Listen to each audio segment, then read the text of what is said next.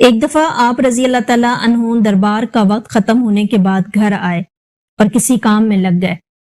اتنے میں ایک شخص آیا اور کہنے لگا کہ امیر المومنین، آپ فلاں شخص سے میرا حق دلوا دیجئے۔ آپ کو بہت غصہ آیا اور اس شخص کو ایک درہ پیٹھ پر مارا اور کہا کہ جب میں دربار لگاتا ہوں تو اس وقت تم اپنے معاملات لے کر کیوں نہیں آتے؟ جب میں اپنے گھر کے کام کاج میں مصروف ہوتا ہوں تو تم اپنی ضرورتوں کو لے کر آ جاتے ہو۔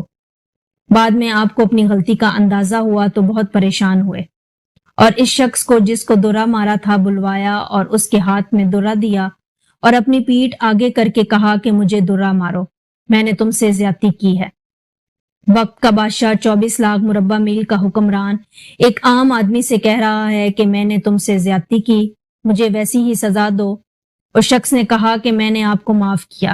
آپ رضی اللہ تعالیٰ عنہ نے کہا کہ نہیں، کل قیامت کو مجھے اس کا جواب دینا پڑے گا، تو مجھے ایک درہ مارو کہ تاکہ تمہارا بدلہ پورا ہو جائے۔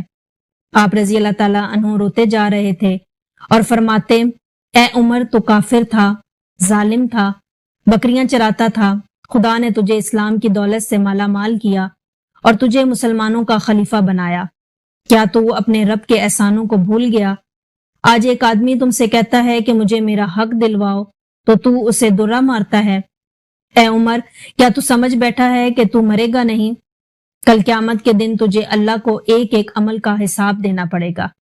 حضرت زید بن اسلم رحمۃ اللہ علیہ کہتے ہیں کہ حضرت عباس بن عبد المطلب رضی اللہ تعالیٰ عنہ کا ایک گھر مدینہ منورہ کی مسجد نبوی کے بالکل ساتھ تھا۔ حضرت عمر رضی اللہ تعالیٰ عنہ نے اسے مسجد میں شامل کرنا چاہا تو حضرت عباس رضی اللہ تعالیٰ عنہ سے فرمایا کہ آپ یہ گھر میرے ہاتھ بیچ دیں۔ حضرت عباس رضی اللہ تعالیٰ عنہ نے انکار کر دیا۔ حضرت عمر نے کہا کہ آپ یہ گھر مجھے ہدیہ ہی کر دیں، وہ یہ بھی نہ مانے۔ پھر حضرت عمر رضی اللہ تعالیٰ عنہ نے کہا کہ آپ خود ہی یہ گھر مسجد میں شامل کر لیں۔ انہوں نے اس سے بھی انکار کر دیا۔ حضرت عمر رضی اللہ تعالیٰ عنہ نے کہا کہ آپ کو ان تینوں کاموں میں سے کوئی ایک کام تو کرنا ہی پڑے گا، لیکن حضرت عباس پھر بھی تیار نہ ہوئے۔ حضرت عمر رضی اللہ تعالیٰ عنہ نے کہا کہ اچھا، پھر کسی کو آپ ثالث مقرر کر دیں جو ہمارا فیصلہ کر دے۔ انہوں نے حضرت ابی بن کعب رضی اللہ تعالیٰ عنہ کو مقرر کیا۔ یہ دونوں حضرات اپنا مقدمہ ان کے پاس لے گئے۔ حضرت ابی بن کعب رضی اللہ تعالیٰ عنہ نے حضرت عمر رضی اللہ تعالیٰ عنہ سے کہا کہ میرا فیصلہ یہ ہے کہ آپ ان کی مرضی کے بغیر ان سے یہ گھر نہیں لے سکتے۔ حضرت عمر نے پوچھا کہ آپ کو یہ فیصلہ اللہ کی کتاب یعنی قرآن میں ملا ہے یا آپ علیہ السلام کی حدیث میں؟ انہوں نے کہا کہ آپ علیہ السلام کی حدیث میں۔ حضرت عمر نے پوچھا کہ وہ کیا حدیث ہے؟ حضرت ابی بن کعب رضی اللہ تعالیٰ عنہ نے کہا کہ میں نے آپ علیہ السلام کو یہ فرماتے سنا کہ حضرت سلیمان بن داؤد علیہ السلام نے جب بیت المقدس کی تعمیر شروع کی تو جب بھی وہ کوئی دیوار بناتے تو صبح کو وہ گری ہوئی ہوتی تھی۔ آخر اللہ تعالیٰ نے ان کی طرف یہ وحی بھیجی کہ اگر آپ کسی کی زمین میں دیوار بنانا چاہتے ہیں تو پہلے اسے راضی کر لیں۔ یہ سن کر حضرت عمر رضی اللہ تعالیٰ عنہ نے حضرت عباس رضی اللہ تعالیٰ عنہ کو چھوڑ دیا۔ بعد میں حضرت عباس نے اپنی خوشی سے اس گھر کو مسجد میں شامل کر لیا تھا۔ ایک مرتبہ آپ کے پاس ایک ازدواجی جھگڑا پیش کیا گیا۔ ایک عورت نے اپنے خامن سے سرکشی کا معاملہ کیا۔ وہ اپنے خامن کے ساتھ جانے کے لیے آمادہ نہیں تھی اور علیحدگی کا مطالبہ کر رہی تھی۔ آپ نے حکم دیا کہ عورت کو کسی ویران گھر میں بند کر دیا جائے۔ اگلی صبح آپ نے اسے بلوا بھیجا اور پوچھا کہ تم نے رات کیسی گزاری؟ اس نے جواب دیا کہ جب سے میں اس شخص کے گھر گئی ہوں، آج پہلی رات ہے جو میں نے راحت اور سکون سے بسر کی ہے۔ یہ سن کر آپ نے مرد کو حکم دیا کہ اس عورت کو طلاق دے دے، اگرچہ اس کے بدلے میں عورت کان کی ایک بالی ہی پیش کرے۔ حضرت عمر رضی اللہ تعالیٰ عنہ نے معمولی سی تفتیشوں اور سوال و جواب سے حقیقت پا لی تھی۔ آپ نے محسوس کیا کہ اتنی شدید نفرت کے ساتھ میاں بیوی کا اکٹھے رہنا اخلاقی، دینی، سماجی اور معاشرتی کسی بھی لحاظ سے مناسب نہیں تھا۔ دین اسلام نے طلاق کو ناپسندیدہ عمل قرار دیا ہے، مگر جہاں میاں بیوی کا نباہ کسی صورت نہ ہو سکے تو وہاں آخری چارہ کار کے طور پر علیحدگی کا فیصلہ کر دیا جاتا ہے۔ آپ مسجد میں آتے تھے تو ہر جانب نظر ڈالتے تھے، نمازیوں کو بھی دیکھتے اور مسجد کی صفائی پر بھی توجہ فرماتے۔ مسجد میں نماز ادا کرتے اور لوگوں کی تربیت کا اہتمام کرتے تھے۔ ایک دن مسجد میں تشریف فرما تھے کہ حجاج ابن ایمن رضی اللہ تعالیٰ عنہ آئے حضرت عمر رضی اللہ تعالیٰ عنہ نے حجاج کو نماز پڑھتے دیکھا اور نماز کے بعد فرمایا کہ اپنی نماز لوٹاؤ. پھر انہیں نماز پڑھنے کا صحیح طریقہ سمجھایا کہ نماز دین کا ستون ہے. اگر اسے درست نہ کیا جائے تو دین کی عمارت کیسے ٹھیک اور مضبوط ہوگی.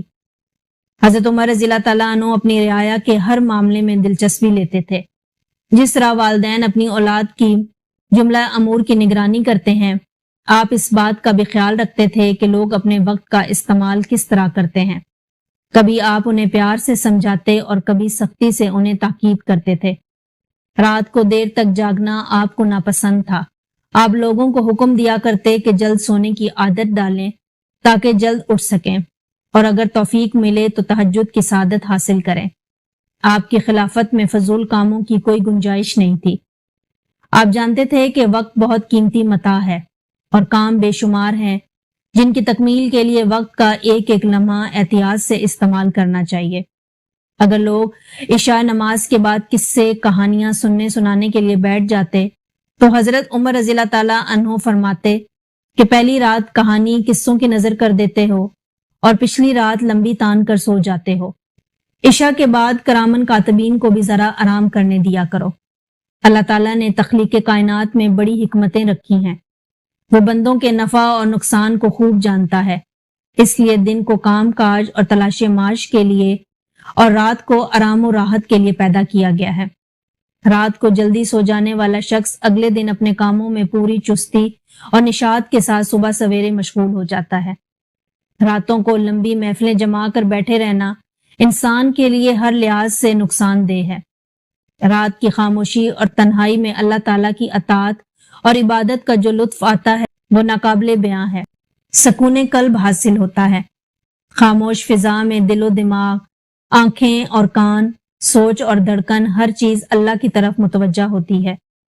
رات کی سیاہ زلفیں خشوع و خضوع سے دل کی دنیا بھر دیتی ہے اور رکوع و سجود، قیام و قعود، دعا و مناجات ہر معاملہ کیف و سرور سے مالا مال کر دیتا ہے. حاجت مندوں کے لیے حضرت عمر رضی اللہ تعالیٰ عنہ کا دروازہ ہر وقت کھلا رہتا تھا. جو شخص آتا اس کی داد رسی کی جاتی. کسی کو دوسرے پر کوئی فضیلت نہیں تھی. ایک اصول تھا کہ جس سے ہر خاص و عام واقف تھا، وہ یہ کہ جو زیادہ نیک اور متقی تھا وہی زیادہ معزز اور محترم تھا. جس نے اعمال خیر اور جہاد اسلامی میں زیادہ خدمات سر انجام دی تھیں وہی دوسرے پر فوقیت رکھتا تھا. اس کے علاوہ کوئی دوسرا معیار نہیں تھا جس سے لوگوں کا مرتبہ متعین کیا جاتا. جب حقداروں کو ان کا حق نہ ملے اور صاحب استحقاق کے مقابلے میں بااثر لوگوں کو ترجیح دی جانے لگے تو فساد پھیل جانا فطری امر ہے.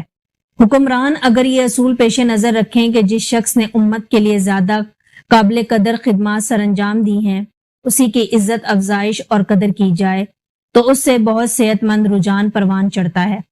لوگ بھلائی اور خیر کے کاموں میں ایک دوسرے سے آگے بڑھنے کی کوشش کرتے ہیں اور نیکیاں برائیوں پر غالب آ جاتی ہیں. جنید بن حازم سے مروی ہے کہ کچھ لوگ امیر المومنین عمر بن خطاب رضی اللہ تعالیٰ عنہ کے دروازے پر آئے. ان میں اصحاب بدر بھی تھے اور شیوخ قریش بھی. ان لوگوں نے اندر آنے کی اجازت مانگی. اصحاب بدر میں سے حضرت صہیب، حضرت خباب، حضرت عمار اور حضرت بلال کو اندر آنے کی اجازت مل گئی، جبکہ ابو سفیان، حارث بن حشام اور سہیل بن عمر کو باہر انتظار کرنا پڑا. یہ سب بزرگ فتح مکہ کے بعد مسلمان ہوئے تھے. اس صورتحال کو دیکھ کر ابو سفیان نے کہا کہ آج کے دن سے زیادہ میں نے اپنی بے قدری کبھی نہیں دیکھی تھی. رؤسائے قریش باہر بیٹھے ہیں اور غلاموں کو اندر بلا لیا گیا ہے. یہ سن کر سہیل بن عمر نے کہا کہ اے سرداران قریش، میں نے آپ کے چہروں پر ناراضگی کے آثار دیکھ لیے ہیں. اگر غصہ کرنا ہے تو آپ اپنے آپ پر کریں. سارے لوگوں کے سامنے اسلام کی دعوت پیش کی گئی تھی اور آپ کو بھی مخاطب کیا گیا تھا. وہ لوگ جلدی سے آگے بڑھے اور آپ پیچھے رہ گئے. حضرت عبداللہ رضی اللہ تعالیٰ عنہ فرماتے ہیں کہ جب ہم حضرت عمر رضی اللہ تعالیٰ عنہ کے ساتھ دمشق کی ایک بستی میں جا پہنچے تو آپ نے ایک بوڑھے انسان کو دیکھا کہ وہ لوگوں سے کھانا مانگ رہا ہے. حضرت عمر رضی اللہ تعالیٰ عنہ نے اس کے بارے میں لوگوں سے پوچھا کہ یہ کیوں مانگ رہا ہے. کسی نے کہا کہ یہ ایک کمزور اور بوڑھا شخص ہے. حضرت عمر رضی اللہ تعالیٰ عنہ نے اس کے ذمے جو جزیہ تھا وہ معاف کرا دیا اور فرمایا کہ پہلے تم نے اس پر جزیہ لگایا جسے وہ دیتا رہا، اور اب جب وہ کمزور ہو گیا ہے تو تم نے اسے کھانا مانگنے کے لیے چھوڑ دیا ہے۔ پھر آپ نے اس کے لیے بیت المال میں سے 10 درہم وظیفہ مقرر کیا۔ ایک مرتبہ حضرت عمر رضی اللہ تعالیٰ عنہ کا ایک بوڑھے ذمہ پر گزر ہوا جو لوگوں سے مسجدوں کے دروازے پر مانگتا پھر رہا تھا۔ حضرت عمر نے اسے فرمایا کہ اے ذمی، ہم نے تم سے انصاف نہیں کیا، جوانی میں تو ہم تم سے جزیہ لیتے رہے اور بڑھاپے میں ہم نے تمہارا خیال نہ رکھا۔ پھر آپ نے اس کے لیے بیت المال میں سے باقدر گزارا وظیفہ جاری کر دیا۔